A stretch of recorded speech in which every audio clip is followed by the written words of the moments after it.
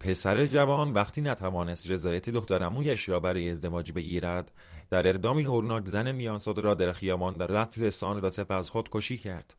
فرمانده انتظامی تارش در استان گیلان گفت در پی اعلام مرکز فوریت‌های پلیسی سر مبنی بر یک مورد درگیری منجر به قتل با سلاح سر در یکی از خیابان‌های شهر تارش در استان گیلان پیگیری مورد دستور کار پلیس قرار گرفت. او گفت با بررسی‌های صورت گرفته مشخص شد قاتل پسرعموی مقتول بوده که با استفاده یک قبض چاقو با وارد کردن یک ضربه به گردن زن میانسال مرتکب قتل شده است. این مقام انتظامی با اشاره به اینکه قاتل 23 ساله بلافاصله بعد از اطلاع دارد با یک دستگاه خودروی پراید نقره‌ای از صحنه جرم متواری شده بود، خاطر نشان کرد قاتل پس از ارتکاب قتل در منزل شخصیش در یکی از مناطق اداری شهرستان تارش با خوردن سم و هرقاویز کردن خود به زندگیش پایان داد.